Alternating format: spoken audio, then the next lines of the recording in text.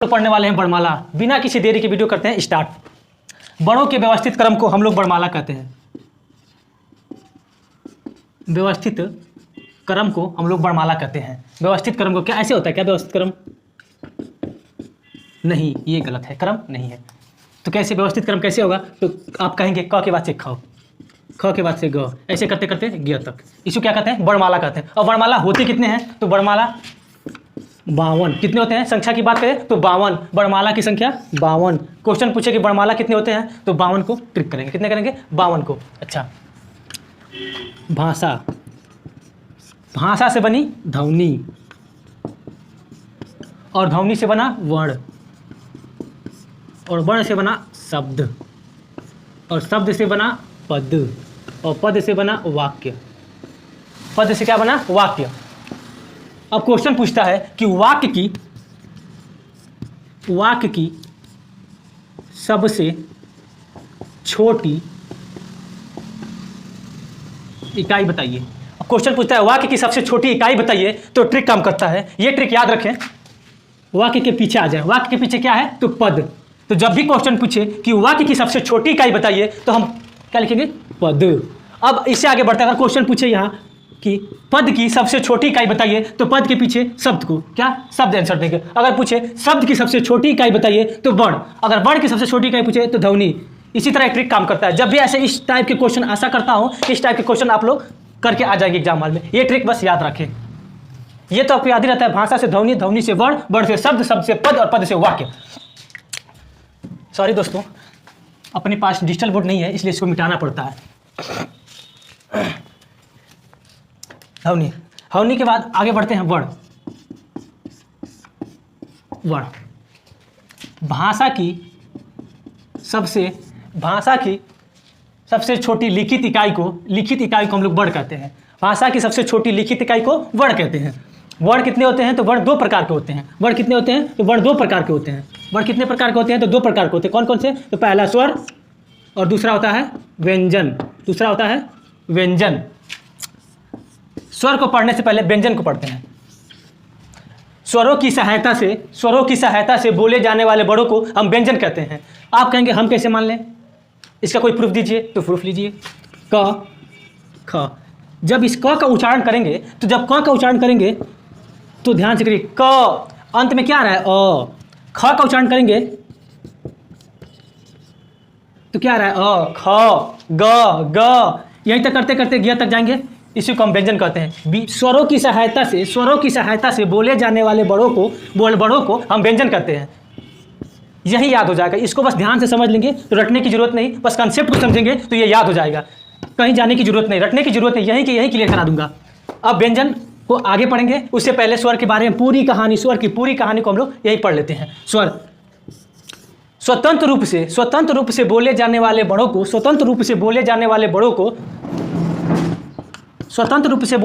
वर्णों को हम लोग स्वर कहते हैं। क्या कहते हैं? स्वर कहते हैं। अब स्वर कितने होते हैं? तो स्वर होते हैं 11। कितने होते हैं? 11। हिंदी में स्वर पूछे तो 11, स्वर पूछे तो 11, मूलतः स्वर पूछे तो 11। अगर पूछे कि कुल स्वर कितने होते हैं तो कुल स्वर होते हैं 13।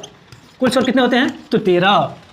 अब ये दो का माजरा क्या है? दो का कहानी क्या है? तो इस दो को एक अंग होता है, एक अ होता है। क्या होता है? अ होता है। इसको हम अयोगवा कहते हैं। अब अयोगवा क्यों कहते हैं? तो अयोगवा इसलिए कहते हैं कि इसमें स्वर और व्यंजन दोनों के गुण पाए जाते हैं। कि स्वर और व्यंजन दोनों गुण पाए जाते हैं, इसलिए इसको अयोगवा कहते हैं। इसको गिनते हैं स्वरों में और दर्जा देते हैं व्यंजन का। कैसे? क्यों दर्जा व्यंजन का देंगे भाई? पूछिए आप, क्यों दर्जा देंगे व्यंजन का? तो हाँ, तो सुनिए, अंग जब इसका उच्चारण करेंगे तो जैसे व्यंजन को उच्चारण करने के लिए अ स्वर की जरूरत होती है, वैसे भी इसको भी स्वर की सहायता लेनी पड़ती है। जैसे अ स्वर से और अ की उच्चारण होता है, इसलिए इसको व्यंजन का दर्जा देते हैं, इसलिए इसको योगवा भी कहते हैं। ठीक, अब इससे आगे बढ़ते हैं स्वरों के बारे में और कहानी। अब मात्रा किसे कहते हैं? मात्रा, बड़ों के उच्चारण में लगने वाले समय को, किसको? समय को, लगने वाले समय को हम लोग मात्रा कहते हैं। अब मात्रा क्या होता है? कैसे होता है? जैसे अ, इस अ का मात्रा नहीं होता है आ, इसका मात्रा होता है ये आ। उसके बाद से ई, इसका मात्रा होता है ये ई। उसके बाद होता है बड़ी, इसका मात्रा होता है ये। उसके बाद होता है ऊ, उसका मात्रा होता है ये। उसके बड़ा ऊ, उसका मात्रा होता है ये। उसके बाद होती है री, री का मात्रा होता है ये, ठीक। उसके बाद होता है ए, इसका मात्रा होता है ऐसे। उसके बाद होता है ए, इसका मात्रा होता है ऐसे। उसके बाद होता है ओ का मात्रा होता है ऐसे। उसके बाद होता है औ, और औ का मात्रा होता है ये, यही मात्रा होती है। अच्छा, अब मात्रा से आगे बढ़ते हैं, मात्रा से आगे बढ़ते हैं। अब हम लोग पढ़ने वाले हैं स्वर के बारे में पूरी कहानी। अच्छा, उच्चारण काल में, उच्चारण काल के आधार पे, उच्चारण काल के आधार पे स्वर तीन प्रकार के होते हैं। यानी उच्चारण काल के आधार पे स्वर को हम 3 भागों में बांटते हैं। किसके? उच्चारण काल के आधार पे। उच्चारण काल के आधार पे स्वर को हम लोग तीन भागों में बांटते हैं। पहला हो गया ह्रस्व। अच्छा, दूसरा हो गया दीर्घ। अच्छा, तीसरा हो गया प्लुत। अच्छा, ह्रस्व। अब जिन स्वरों के उच्चारण, जिन स्वरों के उच्चारण में कम समय लगता है, क्या लगता है? कम समय लगता है, उन्हें हम ह्रस्व स्वर कहते हैं। क्या कहते हैं? ह्रस्व स्वर कहते हैं। जिन स्वर, अब दीर्घ स्वर किसे कहते हैं?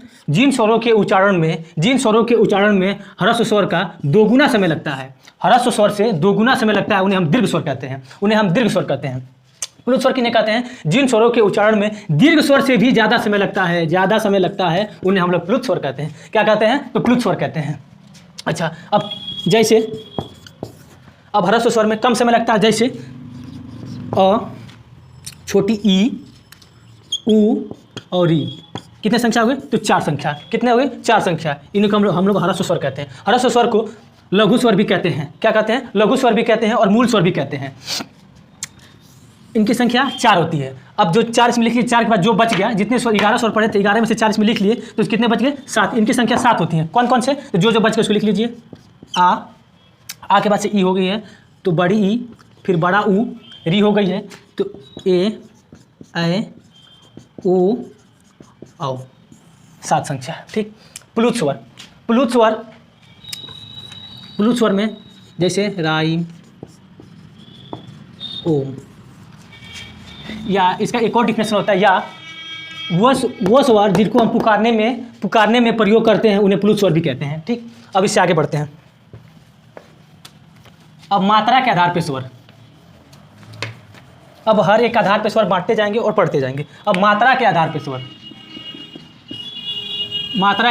स्वर, जितने प्रकार से क्वेश्चन पूछते हैं एग्जाम में, बस उतना प्रकार पढ़ते हैं हम लोग। मात्रा के आधार पे भी पूछ लेता है कभी कभी। मात्रा के आधार पे स्वर, पहला ह्रस्व और दीर्घ। मात्रा के आधार पे स्वर 2 प्रकार के होते हैं, पहला ह्रस्व, दूसरा दीर्घ। अभी से पहले हर्ष को पढ़ चुके हैं, सेम वही होगा। छोटा वो होता है और जितना बच गया सब 7 हो, इसमें दीर्घ स्वर। अभी जो पीछे पढ़े हैं बस उसी को यहाँ लिखिए 7, ठीक। मात्रा के आधार पे स्वर हो गया। अब आगे बढ़ते हैं, इससे आगे बढ़ते हैं। अब जीव के आधार पे स्वर, जीव के आधार पर, अब किसके? जीव के आधार पे स्वर को 3 भागों में बांटते हैं। जीव का फिगर बना लेते हैं। पहला जीव का अगला भाग, जीव का मध्य भाग और जीव का पिछला भाग, ठीक। इसको अग्र स्वर भी बोलते हैं। क्या बोलते हैं? अग्र स्वर। इसको मध्य स्वर, इसको पश्च स्वर। अगर परिभाषा की बात करें, जिन स्वरों के उच्चारण में जीव का अगला भाग काम करता हो, उन्हें हम अग्र स्वर कहते हैं। जैसे ई, बड़ी ई, री, ए। कितने होते हैं? और ए 5। कितने संख्या हो गई? तो 5 संख्या। जिन स्वरों के उच्चारण में जीव का अगला भाग काम करता हो, उन्हें हम अग्र स्वर कहते हैं। क्या कहते हैं? अग्र स्वर कहते हैं। कौन कौन से हो गए? तो ई 5। कितनी संख्या हो गई? तो 5। अच्छा, जिन स्वरों के उच्चारण में जीव का मध्य भाग काम करता है, उन्हें हम मध्य स्वर कहते हैं। जैसे अ। अच्छा, बस इसमें एक ही होता है। क्या होता है? एक ही होता है। पश्च स्वर किसे कहते हैं? जिन स्वरों के उच्चारण में जीव का पिछला भाग काम करता है, उन्हें हम लोग पश्च स्वर कहते हैं। जैसे ये 2 याद कर लें, इसको जो बच गया उसको यहाँ लिख देते हैं। सब याद करेंगे नहीं, सब नहीं याद करेंगे, बस ये 2 याद कर लें, इसको बच के वहाँ लिख लें, ठीक। क्या क्या बच गया है? तो अ बचा है। अच्छा, थोड़ा फोन आ गया।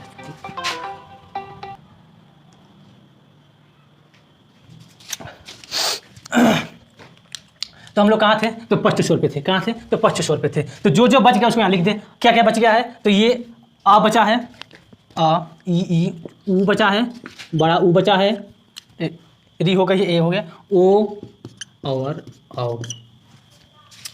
कितने की संख्या? तो 5 5 5 10 1 11। ठीक, 11 स्वर कंप्लीट हो गया। यहाँ तक पढ़ चुके हैं। अच्छा, अभी से आगे बढ़ते हैं। जीभ के आधार पे तो हो गया। मिटाने के लिए दोस्तों सारी डिजिटल बोर्ड अपने पास नहीं है। हाँ, ये है कि कुछ दिनों में लग जाएगा डिजिटल बोर्ड। ओठ के आधार पे, ओठ के आधार पे स्वर, ओठ के आधार पे स्वर को 2 भागों में बांटते हैं। कितने भागों में? 2 भागों में बांटते हैं। पहला वृत्तमुखी स्वर, दूसरा होता है आवृत्तमुखी स्वर।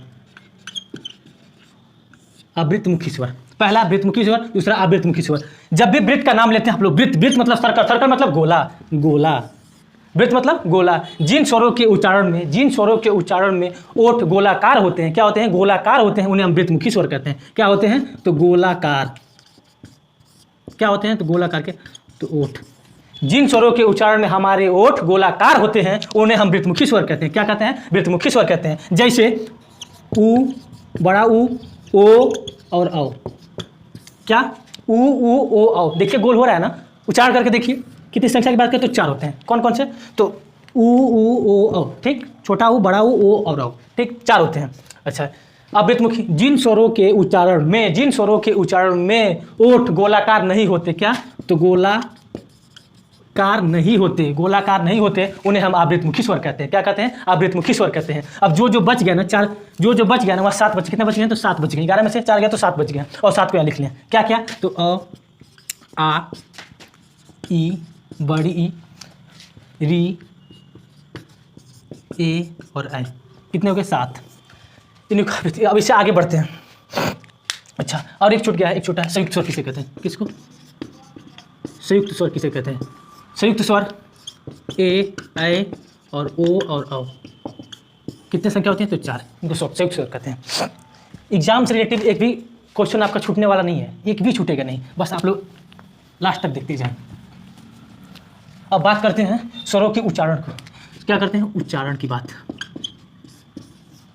दो दो बड़ों में बांटे जाएं। अ, आ। ठीक, छोटी ई, बड़ी ई, ऊ, बड़ा ऊ, ऋषि री, उसके बाद से ए, ऐ, ओ और औ। यही याद होगा, यही याद कराएंगे, यही याद होगा। बस आप लोग साथ साथ बोलते जाएं। सबसे पहले कंठ। क्या होता है? कंठ। यहाँ से आते हैं। क्या कहते हैं? तो कंठ। क्या होता है? तो कंठ। कंठ के बाद तालु, कंठ के बाद तालु, और तालु के बाद ओठ। क्या होता है? ओठ, ओठ। री को मूर्धा से, किसे? मूर्धा से बोला जाता है। किसे? तो मूर्धा से बोला जाता है। ए और ए को तो कंठ और तालु से, किसे? कंठ और तालु से मिलकर बोला जाता है। कंठ और तालु से। ओ और औ को तो कंठ और ओठ से, किससे? कंठ और ओठ से। बस ये याद कर ले, बस ये तीनों याद कर ले। पहले कंठ, फिर तालु, फिर ओठ। कंठ, तालु, ओठ। और आ का उच्चारण किससे? कंठ से होता है। छोटी और बड़ी का उच्चारण तालु से होता है। ऊ और बड़ा ऊ का उच्चारण ओठ से होता है। री का उच्चारण मूर्धा से होता है। उसके बाद फिर कंठ से तालु ले लें तो कंठ और तालु से मिलकर होता है। ए और ए का उच्चारण, और ओ और औ का उच्चारण कंठ और ओठ से होता है। स्वर, स्वर खत्म हुए, स्वर की कहानी खत्म हुई। अब स्वर से आज का वीडियो बस यही तक रहेगा, क्योंकि वीडियो बहुत बड़ा हो चुका होगा। व्यंजन को हम लोग कर पढ़ेंगे नेक्स्ट वीडियो में व्यंजन को पढ़ेंगे। पार्ट 2 वीडियो व्यंजन पर रहेगा। वर्णमाला के कुल 3 वीडियो आएंगे। कितने? 3 वीडियो आएंगे, जिसमें 2 तो कंसेप्ट वाले होंगे, पहला स्वर, दूसरा व्यंजन, और तीसरा वीडियो जो होगा जितने क्वेश्चन जो छूट गए बच गए सारे क्वेश्चन तीसरे वीडियो में क्लियर कर देंगे। इससे रिलेटिव सारे क्वेश्चन को तीसरे वीडियो में रिलेटिव से क्लियर कर देंगे। पहले 2 वीडियो में आप लोग कंसेप्ट हो जाएगा, तीसरे वीडियो में पूरे रिलेटिव एग्जाम से रिलेटिव सारे क्वेश्चन को क्लियर कर देंगे। सिलेक्शन दिला के ही मानेंगे। हाँ, और चैनल पर नहीं है, चैनल पे नए हैं आप लोग तो बिल्कुल सब्सक्राइब ना करें। मैं ये कहने नहीं जाऊंगा कि आप लोग सब्सक्राइब करें, आपकी मर्जी करें या ना करें। अच्छा लगे तो बिल्कुल करें, ना लगे तो ना करें, ना लगे तो डिसलाइक करें।